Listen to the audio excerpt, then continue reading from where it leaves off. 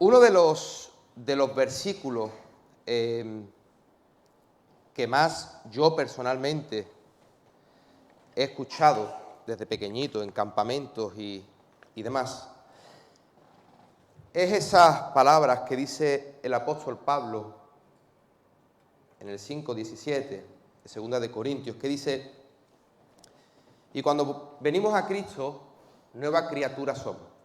Las cosas viejas pasaron y aquí son hechas nuevas. Yo siempre entendí este versículo en la típica... poneros en situación, ¿vale? La típica noche de potente, de la reunión potente, donde sabemos que todos vamos a llorar y todos nos vamos a arrepentir y vamos ya con el paquete de pañuelitos y el Señor nos habla, salimos al llamado, nos arrepentimos de nuestros pecados y yo siempre veía la imagen a través de este versículo. Gracias, querido. Eres un máquina, Javi, hijo. Veía esta escena, yo me imaginaba este versículo de esta forma. ¿Sabéis lo que han utilizado, sobre todo en el COVID, por el tema del aforo, para contar personas? Que es como una especie como de cronómetro de tic, tic, tic, que iba contando. Pues yo siempre imaginaba este versículo, al Señor con eso en la mano y contando, una vez que yo saliese de ese campamento, mis pecados y mis fallos y mis faltas. Pic, pic, pic, pic. Y que al año siguiente, cuando yo volviera a hacer ese llamado, esa oración de arrepentimiento, se ponía ese contador a cero. Vale. Me gustaría que fuésemos, para que pudiéramos ver que esto va más allá. Me gustaría que me acompañaseis, por favor, a Segunda de Reyes 22.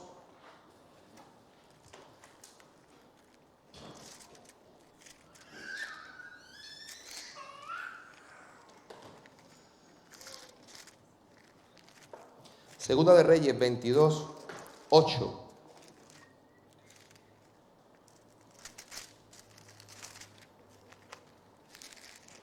Y dice así.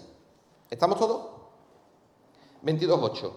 Entonces dijo el sumo sacerdote Hilcías al escriba Safán, secretario de la corte: he hallado el libro de la ley en la casa de Jehová. E Hilcías dijo, dio el libro a Safán y lo leyó.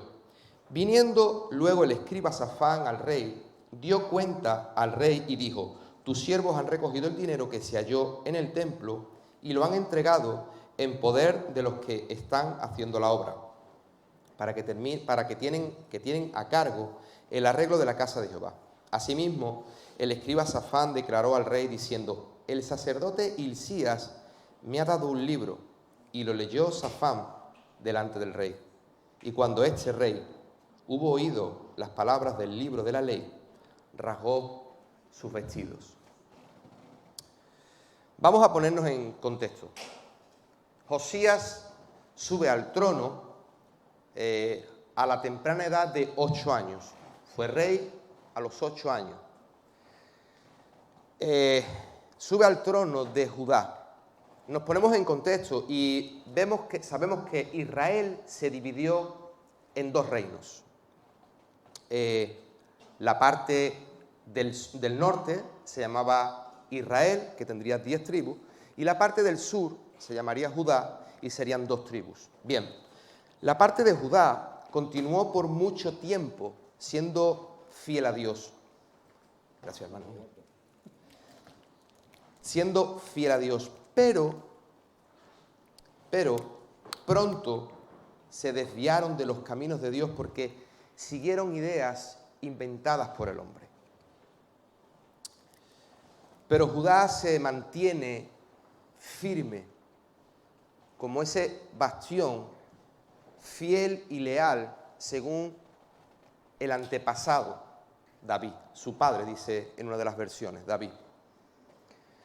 Pero aún todavía guardaban la palabra de Dios y adoraban en Jerusalén como se lo había mandado. Pero cosas terribles han pasado en los últimos años.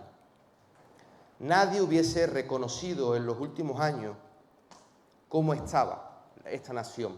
Y me gustaría que fuésemos, por favor, a Segunda de Crónicas 33, del 1 al 10.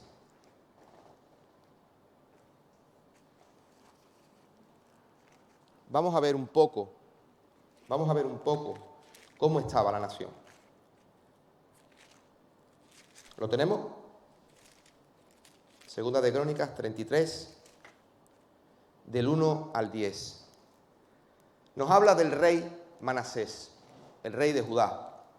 Dice, de 12 años era Manasés cuando comenzó a reinar, y 55 años reinó en Jerusalén. Fíjate, aquí ya nos empieza a decir cómo estaba la nación y por qué. Pero hizo lo malo ante los ojos de Jehová, conforme a las abominaciones de las naciones que Jehová había echado delante de los hijos de Israel. Porque reedificó los lugares altos que Ezequías, su padre, había derribado, y levantó altares a los Baales e hizo imágenes de Asera. La diosa Asera o la diosa Astoré era una diosa que era dedicada a la fertilidad y al sexo. Era el busto de una mujer con cabeza y 2 pechos. Sigue diciendo, edificó también altares en la casa de Jehová, en los cuales había dicho Jehová que en Jerusalén estará mi nombre perpetuamente. Edificó asimismo altares a todo el ejército de los cielos en 2 atrios de la casa de Jehová. Y pasó a sus hijos por fuego en el valle. Manasés estaba repitiendo un patrón de sus antepasados. Estaba entregando a sus hijos a esos dioses.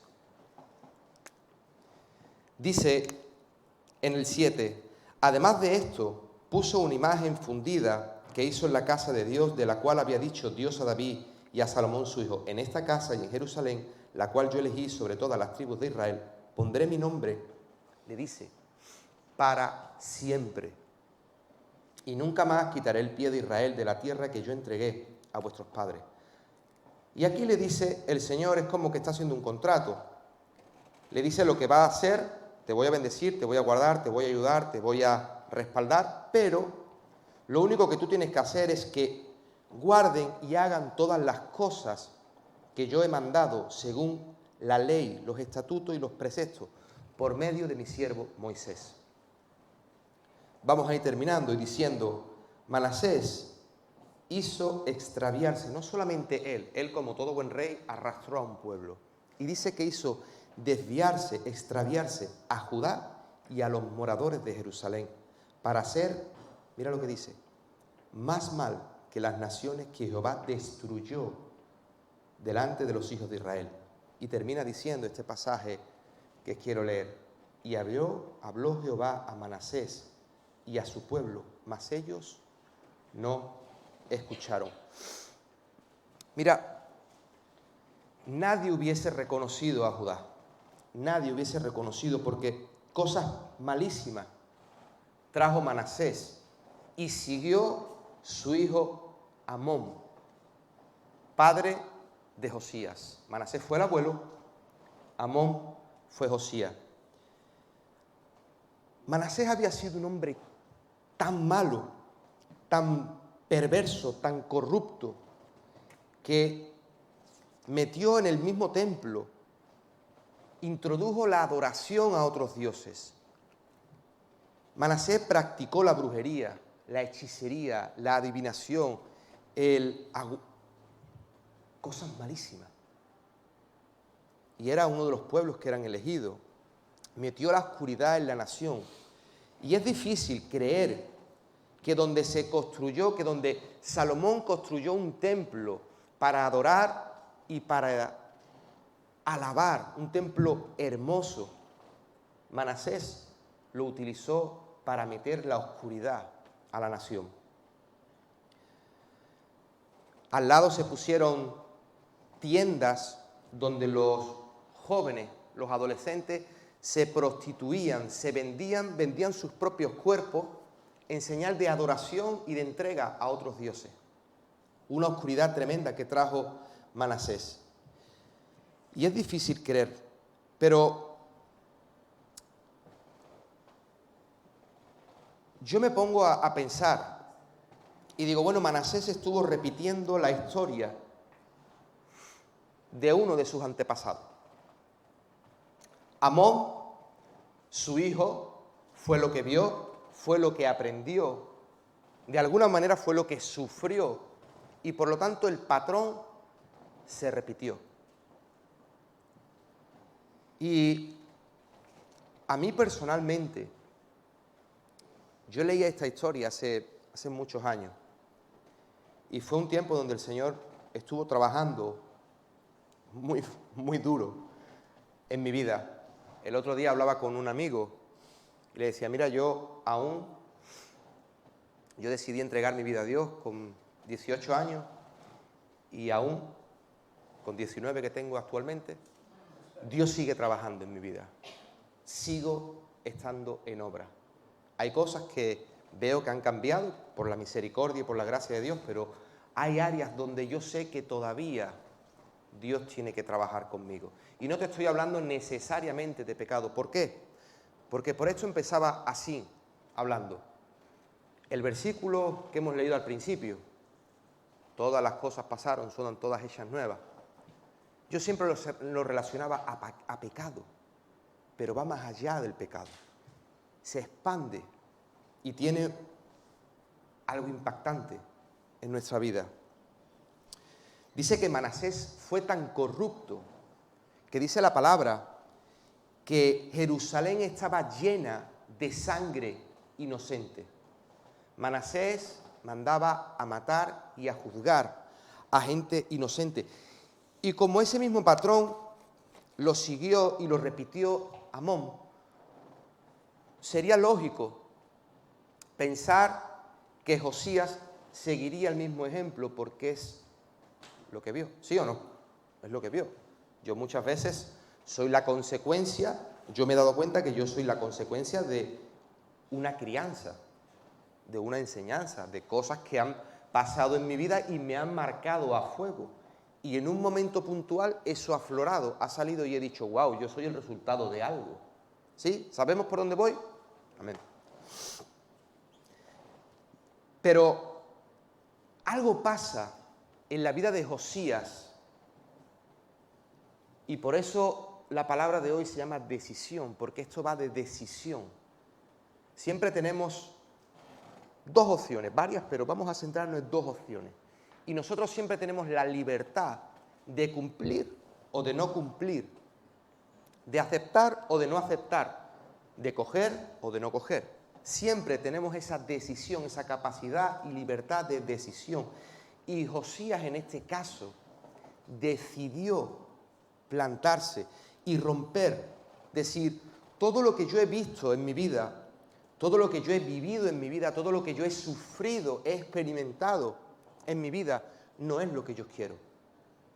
Todo lo que yo he visto hacer a mi padre y a mi abuelo, todo ese mal que yo he vivido y he experimentado, no es porque yo creo en un Dios de misericordia, en un Dios de amor, en un Dios de oportunidad y no en un Dios que juzga y condena de forma deliberada.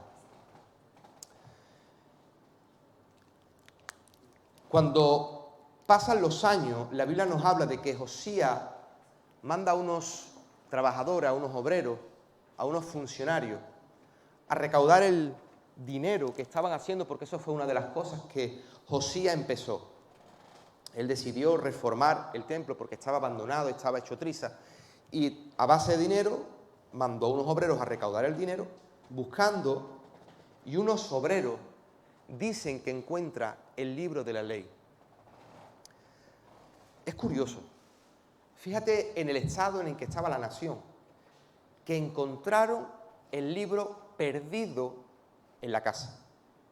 O sea, ¿cómo es posible que el centro, el eje principal de la fe de estas personas, de esta nación, estuviera perdido en el templo?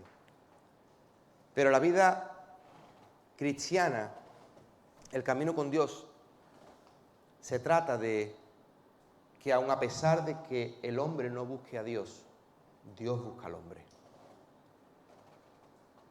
Y de alguna manera, Dios da sabiduría y da las instrucciones y pone ese libro para que estos hombres lo encontrasen.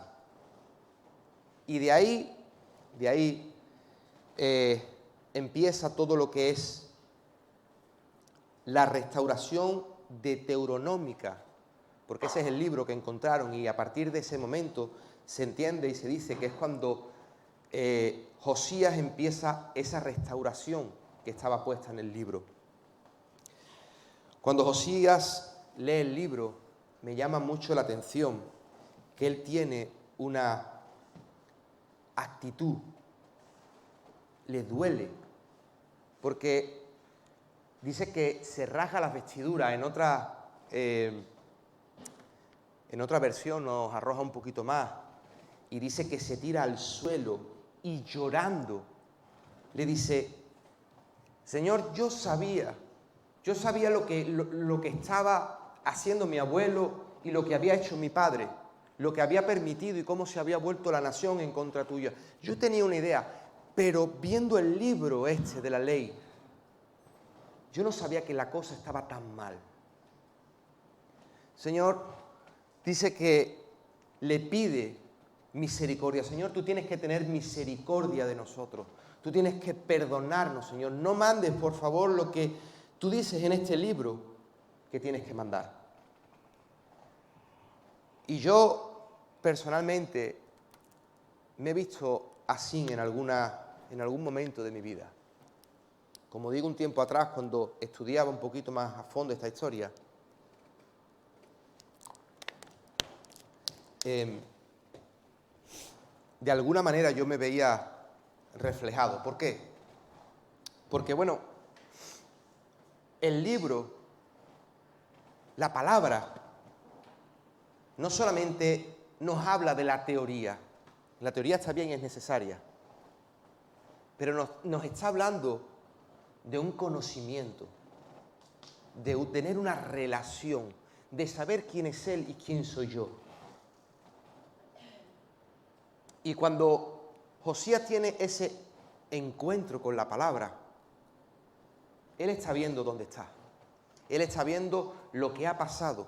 Y aún sin él tener culpa, él pide perdón. Él se humilla. Él reconoce y dice: tú tienes que ayudarnos, tú tienes que perdonarnos. Yo, años atrás, como digo, decidí entregar mi vida al Señor con 18 años. Y, bueno, fue un trato de Dios, sobre todo al principio, muy duro. Y, bueno, cosas naturales fueron quitadas muy rápido. Las cosas de mi interior fueron donde más me costaron. Más lágrimas, más dolores de cabeza y más paciencia tuvo que tener el Señor conmigo. Ya había momentos en que ya estaba involucrado en algunos ministerios, estaba con jóvenes, estaba en la alabanza, y yo pensaba que ya había cosas como que había superado. Y que, bueno, venga, todo para adelante, tiramos para adelante. Pero había momentos, yo podía estar, por ejemplo, con Javi o con Diego, y en mi vida pasada había tenido a lo mejor relación con Javi o con Diego, y Javi o Diego me hicieron daño en un pasado. Hubo algo que me marcó. Y yo creía que ya había perdonado a Javi o a Diego. Pero ¿sabes qué? Por una palabra, por un gesto, por una acción, por algo tonto que dijeran, mi chi se encendía y me remontaba años atrás. Y traía todo ese dolor, todo ese sufrimiento. Y yo me daba cuenta de que yo verdaderamente no había perdonado. De que había falta de perdón en mi vida. Tanto para ellos como para mi vida propia. Porque me autocastigaba. Estoy poniendo un ejemplo solamente. Hablo del perdón, llévatelo al terreno que tú creas para tu vida. ¿Por qué te estoy diciendo esto? Porque no, este versículo, este pasaje, estas palabras de Pablo, de las cosas viejas pasaron, son todas hechas nuevas, no se está refiriendo solo y exclusivamente al pecado. Es todo aquello que estaba atrás en tu vieja vida. Cuando tú vienes a los pies de Cristo, cuando Dios tiene misericordia y sale a tu encuentro, tú haces la oración y dices, Señor, perdóname, ayúdame, me humillo. Ahí empieza una nueva temporada, ahí empieza una nueva época, ahí se empieza a escribir nuevamente las líneas de tu vida. Amén. Hasta aquí vamos todos cogidos de la mano, ¿no? Bien.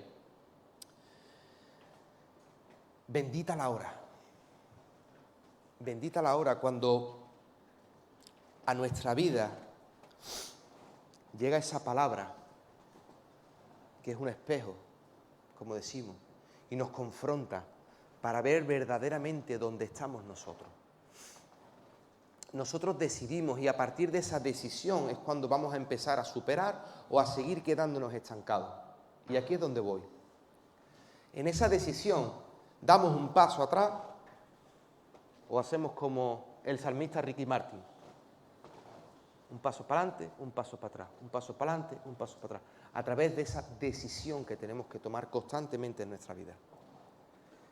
Si esa palabra llega a mi vida y me dice, mira, tú te estás dando cuenta que tú todavía no has superado esto, esta herida, esta carencia,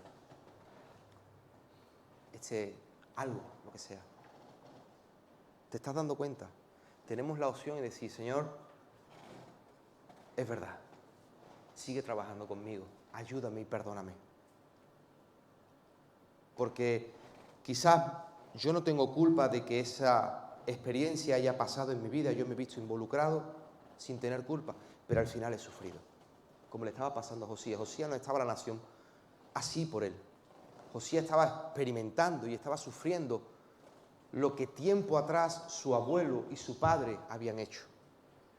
Y quizás es muy frecuente traer heridas de un pasado, traer un bagaje, un peso. Y en momentos puntuales es cuando nos damos cuenta de que eso está. Hay una persona, estaba hablando esta semana atrás y estaba contando una experiencia que había pasado y se hartó de llorar como una magdalena. Y cuando termina esa conversación dice, yo pensaba que esto lo había superado, pero recordando esto me doy cuenta de que yo todavía no he superado este área. Dios tiene que seguir trabajando conmigo, porque hay cosas que tapamos, como que pasamos por alto, pero en momentos puntuales salta y nos damos cuenta.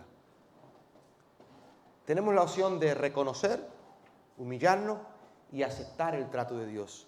O por el contrario, tener una actitud orgullosa, arrogante, y de esta manera Dios no va a trabajar con nosotros. Yo hasta ese momento, cada vez que salían ciertas cosas en mi vida y salía lo que había dentro, ¿tú sabes lo que yo hacía? Es que yo he sufrido mucho. Es que yo he pasado el quinario. Es que a mí me han hecho mucho daño. Es que. Y cuando el Señor me decía, tienes esto pendiente, déjame ayudarte, déjame ayudar a superar, quiero que sigas creciendo. Yo me justificaba porque tenía una actitud orgullosa y decía, es que no es conmigo con quien tienes que trabajar, es que es con esa persona que me hizo tanto daño. Es con mi padre, es con mi madre, es con mi hermano, es con mi vecino, es con el pastor, es con quien sea, menos conmigo. Porque no había una buena actitud, porque tomé la decisión incorrecta. Pero hay una versión, porque ¿me puedes poner por favor, Michael, la 2 de Corintios 5:17? Dice, esto significa que todo lo que pertenece a Cristo se ha convertido en una persona nueva. La vida antigua ha pasado, una nueva vida ha comenzado. Estamos hablando de la nueva traducción. Pero si nos vamos a la real, a la verdadera, a la Reina Valera, me encanta lo que dice y cómo lo dice, porque dice, y todas las cosas viejas pasaron. ¿Cuántas? ¿Algunas? ¿Solamente las cosas exteriores, las cosas físicas, las cosas naturales, las cosas que se ven? No, hermano. todas las cosas viejas pasaron. Mi vieja manera de vivir, mi vieja manera de experimentar, de sufrir, de pensar, de razonar, de las acciones, todo lo atrás quedó. Ese daño quedó. Sigue estando, sí, pero Dios va a trabajar contigo si tú tomas la decisión correcta, hermano. Amén. Seguimos adelante. Cuando Josías oye la explicación de la ley, no paró en años, reforma tras reforma. Nadie paró a ese muchacho. Nadie paró a ese muchacho. Él comenzó la reforma, pero ¿sabes por qué? Ese muchacho lo que estaba haciendo era la voluntad de Dios para su vida y para su pueblo. Josías decidió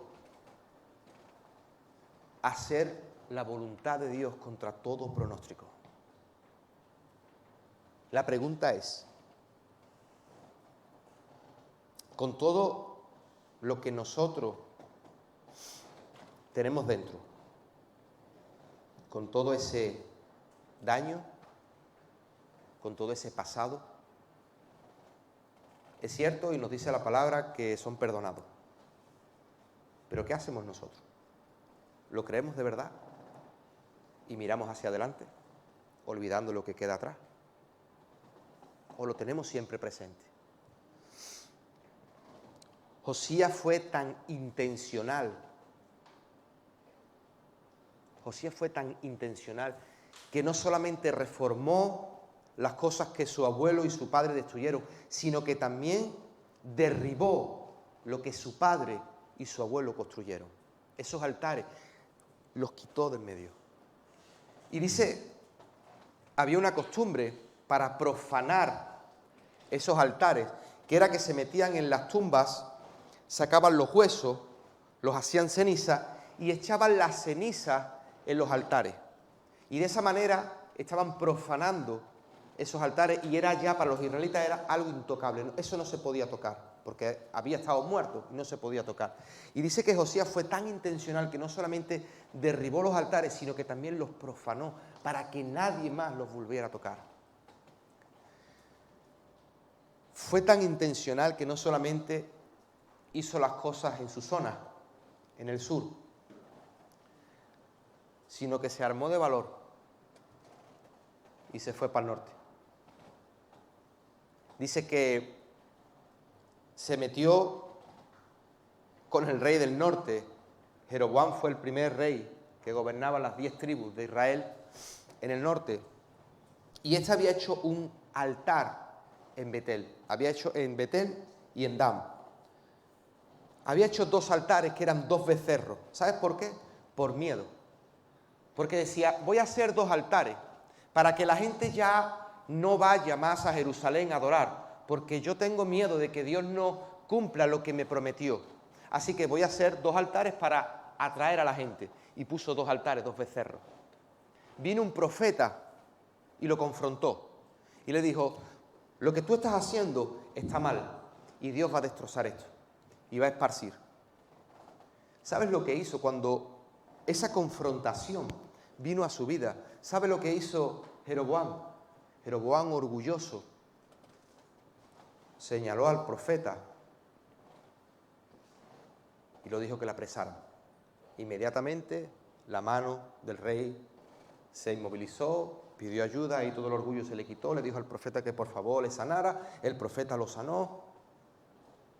Pero lo que yo voy es, hay 2 decisiones. Aquí tenemos 2 ejemplos.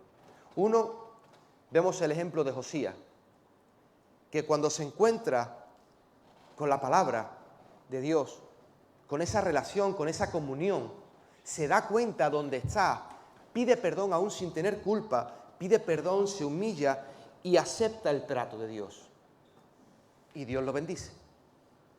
Por el contrario, tenemos a otro rey, a Jeroboam. Hace las cosas mal y cuando viene la palabra, viene la confrontación, orgulloso, serio, quiere castigar a aquel que le está confrontando. Entonces, ¿puede subir el grupo alabanza, por favor? Vamos a ir terminando. Hay Santa Cena, no os quiero ocupar mucho. Pero cuando Josías oyó la explicación de la ley, no paró por años. Él comenzó a reformar, cedió y no hubo un rey como él hasta entonces. Josías se humilló y aceptó. Josías dice que se rasgó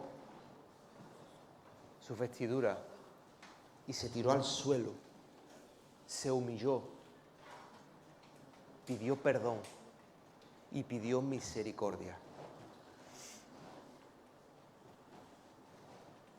En esta mañana yo no sé cómo estás.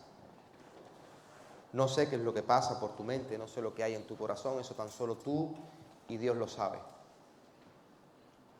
Lo que sí estoy casi seguro es que todos los que estamos aquí, sin excepción alguna, tenemos cosas que nos pesan, tenemos un bagaje, tenemos heridas que a veces saltan y eso no nos hace seguir avanzando. Y el Señor en esta mañana nos está diciendo que tenemos esa capacidad de decisión, de humillarnos y aceptar el trato de Dios y seguir avanzando y ser de bendición para muchos como fue Josías, o aceptar la otra decisión que es como Jeroboam, ponernos orgullosos y arrogantes, dar excusas y explicaciones, pero siempre estamos en el mismo punto. No hay nada más triste. Y te hablo no por lo que me han contado, como siempre digo, la coletilla que utilizo, te hablo desde la experiencia. No hay nada más triste que ver cómo pasa el tiempo y ver que estás en el mismo punto en ciertas áreas. El Señor es un Dios de oportunidades, es un Dios de amor, es un Dios de misericordia, es un Dios que no señala tu fallo, es un Dios que no te recuerda tus caídas. Yo no sé si esto es bíblico o no, pero permitirme algo. Dice la palabra que hay fiesta en el cielo cuando un pecador se arrepiente, ¿sí? Pero yo creo que también hay fiesta en el cielo cuando un hijo de Dios se humilla y reconoce que necesita ayuda. Cuando un hijo de Dios dice, Señor, como me pasó a mí, hay cosas que yo todavía no entiendo y quizás no entenderé nunca. Hay cosas que han marcado de por vida, experiencias y situaciones difíciles que me han marcado y me han dolido. Y yo no tenía culpa, porque quizás era un niño o era una niña. Pero tan solo tú eres el único que me puede ayudar y sanar esta herida. Yo quiero seguir avanzando en ti, Señor. Y yo me humillo y te reconozco que eres tú el único que me puede ayudar. Entonces, yo quiero en esta mañana animarte a que dejes de luchar y te rindas a Él. No hay excusa posible que pueda alejar a Dios de que Él quiera seguir trabajando contigo. No hay fallo, no hay error, no hay caída tan grande que nos separe de ese amor incondicional. Es más, no hay nada lo suficientemente muerto que Dios no pueda resucitar. quiero animarte en esta mañana.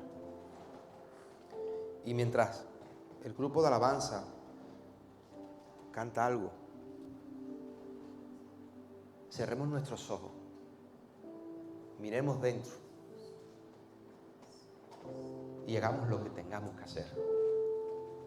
Tomemos una decisión.